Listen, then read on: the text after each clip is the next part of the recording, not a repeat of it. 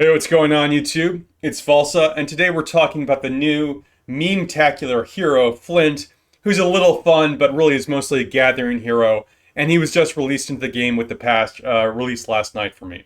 Okay, so I think the first question most people have is, how do I get this hero?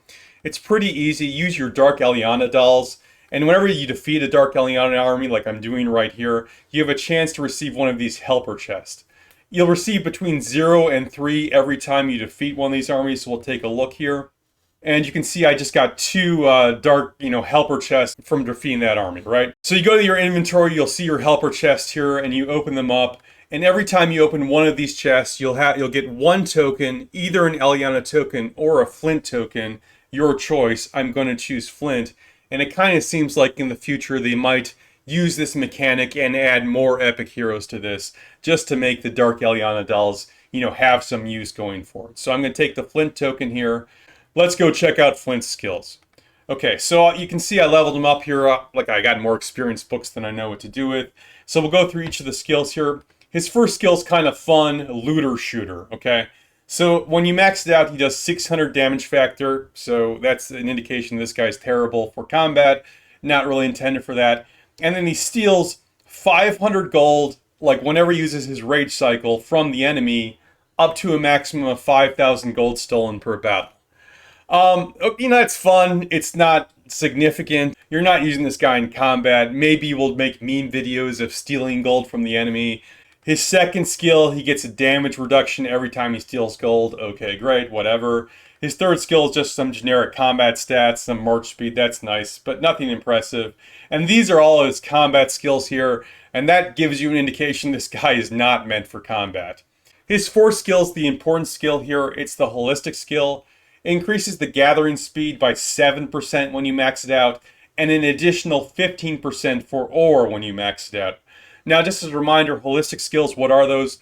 Those are skills that apply to all legions, whether or not your hero, in this case Flint, is leading the legion. He can be in another legion. He can be on the bench entirely.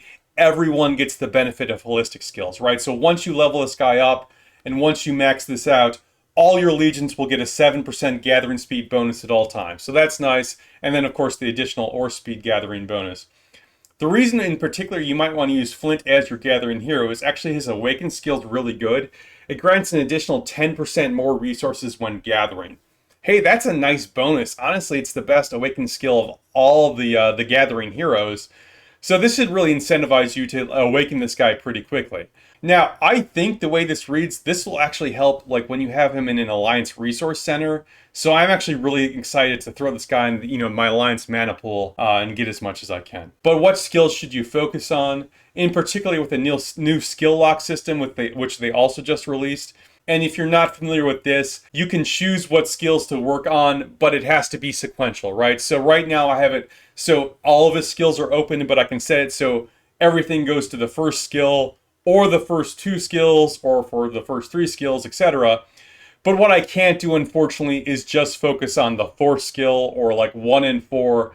I can only do them in sequential order. So what should you do? You should unlock them all. I honestly do not care about 1, 2, and 3. I want to max out 4 as quickly as possible. It's the best skill for what he does. He's going to be a gathering hero. He's not going to do everything else. I don't care about his combat skills. Okay, so let's talk about his talents real quick. I mean, the main thing here is you just have to go down the gathering tree. A couple things I want to point out here. Now that all the gathering skills are holistic, it doesn't really matter what hero you send into what node. You think like Season 1, I'd always send Kella into the gold nodes and Chaka into the ore mines, etc. Now that all those skills apply to everyone, anyone can go into any node. And I just want to make sure I get the mana gathering speed, because obviously the number one thing I gather is mana. Everything else is just kind of like an additional bonus.